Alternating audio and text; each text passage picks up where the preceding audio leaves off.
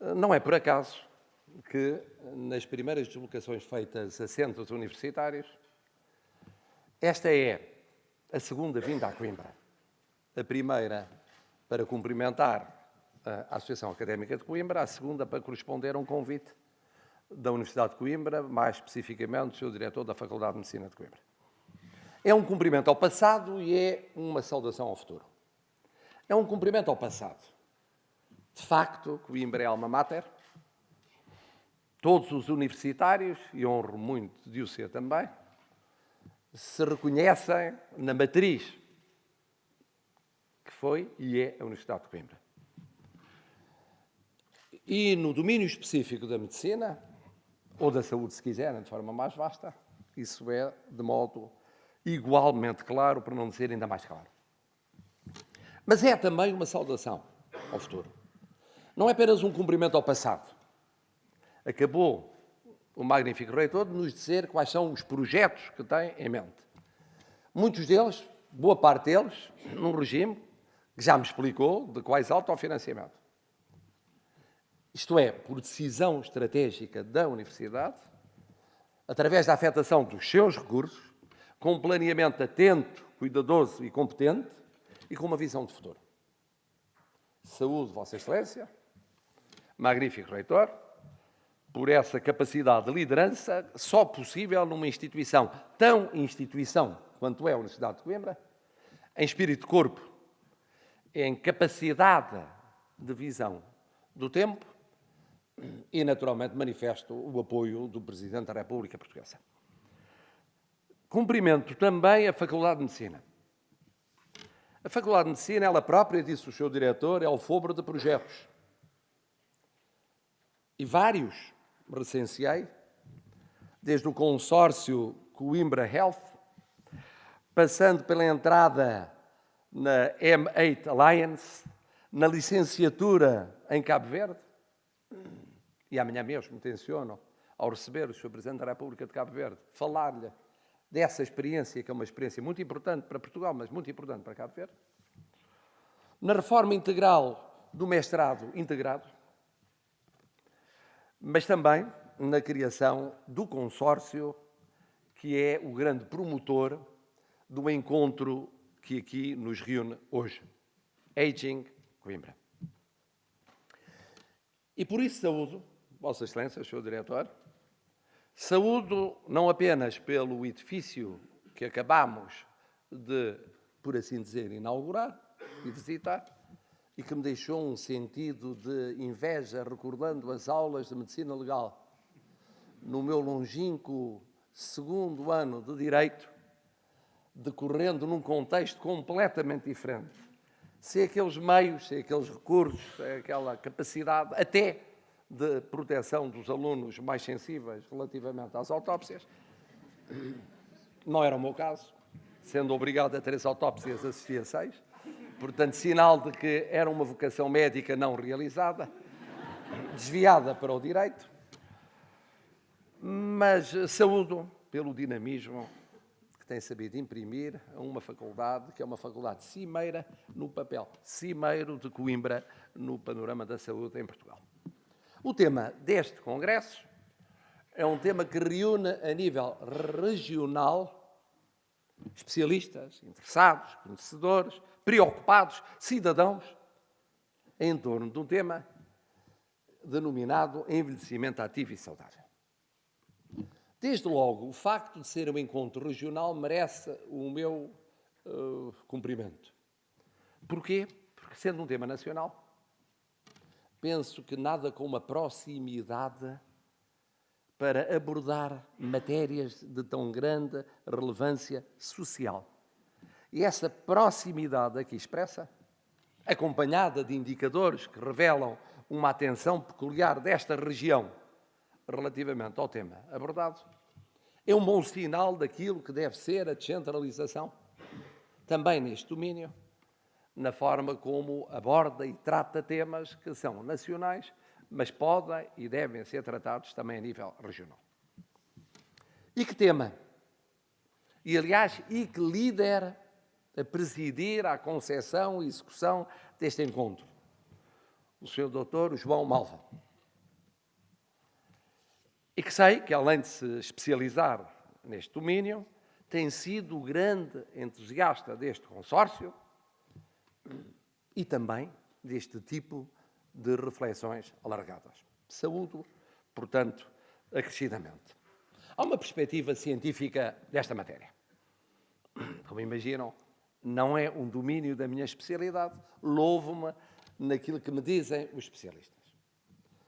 E que me dizem que, no caso português, o que parece uma evidência para todos nós, há o que se chama, não sei se gosto muito da expressão envelhecimento, mas é a expressão tecnicamente adotada, um duplo envelhecimento no nosso país e dos mais acentuados na Europa.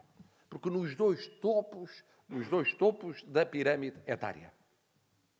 Uma quebra no domínio da fecundidade e da natalidade e, por outro lado, bom sinal, magnífico sinal, um aumento da longevidade.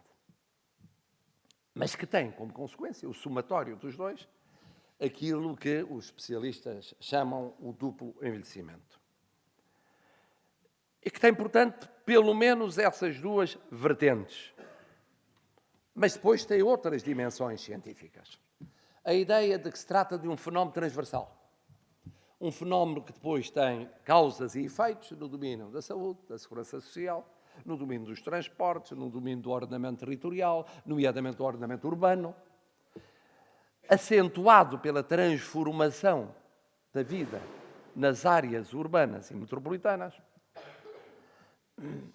Tudo isso a levar os especialistas quase à proposta de uma nova especialidade da geriatria, preocupada de modo muito próprio com a funcionalidade e incapacidade funcional. Mas, por outro lado, com fenómenos internos, que levam alguns a falarem já numa quarta idade. Aqueles, e que são muitos, e são cada vez mais, felizmente, que estão para além dos 80 anos de idade. Ou em problemas como o que abreviadamente se chamam AVDs, isto é, a dificuldade de autonomia funcional. Ou o problema da feminização. Não quero aqui estar a citar um governante que, a certa altura, caracterizando a situação portuguesa neste particular, dizia que Portugal pode converter-se numa sociedade de mulheres idosas, viúvas, doentes e pobres, para acentuar o traço da feminização no fenómeno dito do envelhecimento, de uma forma naturalmente simplificada. Ou a heterogeneidade das situações, que se multiplica de acordo com o grau de autonomia e de afirmação daqueles que experimentam esse tipo de situação social. Ou com o agravamento que a crise trouxe no nosso país a uma situação que já era largamente complexa e preocupante, atingindo, nomeadamente, pensionistas e reformados e condicionando económica, financeiramente, socialmente, os seus comportamentos. Dispenso-me de vos lembrar o que sabem muito melhor do que eu, aqueles múltiplos indicadores que retratam a realidade portuguesa e que criteriosamente estudei quando abordava e analisava esta situação. Agora, uma coisa é certa é que há um desafio que é nosso, que é português, mas que é também internacional. Não é por acaso que a Organização Mundial de Saúde e as Nações Unidas, desde pelo menos o começo do século, isto é, da Magna Reunião de Madrid em 2002, se preocuparam e preocupam com esta temática. Assim foi na segunda Assembleia Mundial sobre Envelhecimento em Madrid, em que Portugal subscreveu a Declaração Política e o Plano de Ação Internacional. E comum havia nesse plano internacional, primeiro, a ligação entre conhecimento e envelhecimento. Segundo, a pesquisa, a investigação centrada em realidades já conhecidas, ou outras ganharam maior relevância, como as demências. Terceiro, a adequação do conhecimento ao envelhecimento, o aging in place. Quarto, a junção da ciência, da tecnologia e da intervenção social, incluindo o voluntariado social. Quinto, a ideia da criação de um novo paradigma, e já lá irei, porque é muito importante no nosso país, que tem a ver com o título do vosso encontro: envelhecimento ativo e saudável. Se quiserem, uma nova postura ética social, em relação ao fenómeno. E quando olhamos para Portugal, não cabendo ao Presidente da República substituir-se aos executivos, mais concretamente ao Governo em funções, no traçado das políticas e na execução das políticas, nomeadamente das políticas públicas, parece evidente, primeiro, uma atenção específica a um dos lados, que é normalmente o mais falado, desta realidade. Mais falado não quer dizer que devidamente equacionado, o da natalidade. Todas as iniciativas que venham a surgir neste domínio são bem-vindas. É natural que haja divergências de posicionamento partidário ou outro. Mas o que for possível fazer aprovar, nomeadamente no Parlamento, de iniciativas legislativas no domínio da natalidade e depois concretizar de forma sustentada, isto é, que não conheça alterações de governo para governo, de maioria para maioria, é positivo. Como é positivo equacionar seriamente o efeito demográfico das migrações. Sobre essa matéria, nós, portugueses, temos uma vocação ecuménica testada desde sempre. Não encontramos na sociedade portuguesa xenofobias, racismos, intolerâncias e populismos que, porventura, parecem aflorar noutras sociedades. Isto aplica-se em relação aos migrantes em geral, aplica-se aos refugiados em particular. Mas também me custa reduzir a posição ética em relação às migrações a um fenómeno meramente económico ou financeiro demográfico. É pobre, é muito pobre para o que está em causa. Depois, o combate à pobreza e à exclusão. Nós temos a noção, agora indo para outro topo, para ambos, mas agora pensando no outro topo da pirâmide, no outro extremo da pirâmide, temos a noção que aí encontramos uma mancha muito considerável da pobreza radical que existe no nosso país, ou do risco de pobreza, ou da exclusão social. E as políticas contra a pobreza e a exclusão social devem ser prioritárias, tenho dito, desde o meu discurso de tomada de posse. Depois, o reconhecimento da heterogeneidade das situações, a monitorização e avaliação efetiva das políticas. Realidade que nem sempre é comum no nosso país. O desenvolvimento das plataformas sociais. Não pode ser só o Estado, nem só o setor social. Nem o Estado, a academia e o setor social. Nem o Estado, a academia, os centros de investigação e o setor social. Nem tudo isso e mais os contributos da sociedade civil em termos privados. Mas tem de haver plataformas de encontro, a nível regional como a nível nacional, no tratamento desta matéria. Tem de funcionar em rede. Se há domínio em que o funcionar em rede é crucial, este é um deles. Mas depois chegamos ao problema, a meu ver, fundamental, que é o modo como se encara o que se chama envelhecimento. Ainda há poucos dias me encontrei no lançamento de uma obra, por sinal com um dos interventores que ali vejo, o Dr. António Pedro Vasconcelos, que tinha por título, e tem por título, Os Sonhos Não Têm Rugas. O que significa a forma como nós olhamos para aquilo que, em termos meramente, se quiserem, científicos ou tecnológicos, é qualificado de envelhecimento.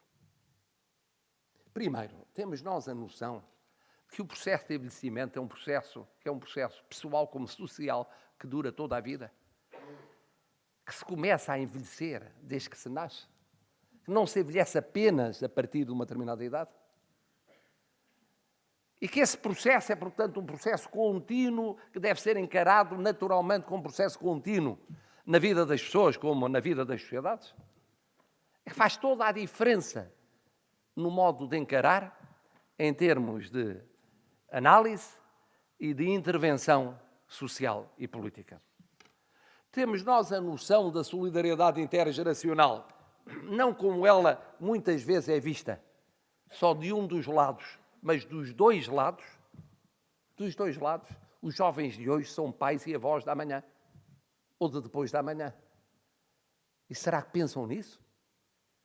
Quando de repente se abrem querelas intergeracionais desnecessárias, contraproducentes na coesão social nacional, e aparecem jovens ou ditos portadores de juventude a apostrofar aqueles que consideram que estão a mais, ou quais estão a mais, na sociedade portuguesa. A única maneira de verdadeiramente lidar com este fenómeno, que foi o tema das vossas reflexões hoje, é compreender a riqueza das diversidades pessoais. Não há duas pessoas iguais. A diferença faz parte da riqueza do ser humano. E projetar isso também nas idades, nas várias idades, ao longo do tempo. E aí sim a solidariedade intergeracional ganha outro sentido. Porque há lugar para todos. Há lugar para criar uma sociedade para todos. Para os jovens de hoje, que já são menos jovens daqui a uns poucos anos. Para os que eram jovens ainda anteontem, ontem, e que já o são menos hoje. E assim sucessivamente. Isso passa por uma certa mudança de mentalidade. Dir-se-á, mudança de mentalidade imposta pelo facto de vivermos numa sociedade em que aqueles que têm mais de 65 anos já são percentualmente mais do que aqueles que têm menos de 15, é no futuro de 20, quem sabe-se 25, porventura em parte, mas tem a ver sobretudo com o querermos ou não viver numa sociedade humanista. E essa é uma opção de fundo. Queremos viver numa sociedade que tem uma visão tecnocrática, economista, financista da vida das pessoas? Ou queremos ir para além disso? Respeitando que as sociedades ganhem, em muitos aspectos, a sua sustentabilidade com os gestores rigorosos, meticulosos, precisos, essencialmente tecnocráticos. Mas raras vezes se transformam decisivamente com eles ou por eles. Mais depressa são os sonhadores, mais depressa são aqueles que têm uma visão para além daquela que enunciei, humanista, arrojada, pioneira, compreensiva, que mudam o curso das sociedades. E, portanto, neste tema, como em muitos outros temas, há aqui um desafio que se coloca na sociedade portuguesa. Não é passar à margem da ciência, é contar com a ciência. Não é passar à margem do rigor na análise das situações e ter a exata noção do que se vive na sociedade portuguesa. Mas ir mais longe do que isso. Mais longe no tratamento do tema, mais longe na visão sobre o tema, mais longe na solidariedade relativamente a esse tema. Isso implica o quê? Implica uma sociedade civil mais forte. Mais forte. Eu não tenho um complexo anti-estatista. Seria difícil, aliás, que eu tivesse, tendo sido professor mais de 40 anos numa faculdade pública. Não tenho. Mas penso que as sociedades mais maduras são aquelas que juntam ao papel importante do poder político o dinamismo e a maturidade do que se chama a sociedade civil. E essa sociedade civil não é uma mera expressão vaga para uso em discursos. A sociedade civil constrói-se todos os dias com as plataformas sociais, com o diálogo entre a academia, a ciência e a intervenção social, incluindo o voluntariado social. E constrói-se, obviamente, com as entidades públicas. Decisivamente também com as entidades públicas. A nível nacional, a nível regional, a nível municipal ou paroquial. Kofi Annan, a propósito deste tema, um dia disse: todos e cada um de nós, jovens e menos jovens, temos algo a trazer com o objetivo de promover a solidariedade entre as gerações, combater a discriminação das idades e construir para as pessoas de todas as idades um futuro de segurança, oportunidade e dignidade. Isto parece muito óbvio e muito simples, tem a riqueza das coisas óbvias e simples. Tudo o que é importante na vida é óbvio e simples. Só por acaso o que é complicado é importante. É muito simples, mas é esta a lição fundamental para a nossa vida como cidadãos e como comunidade. Afirmar a dignidade das pessoas numa sociedade humanista.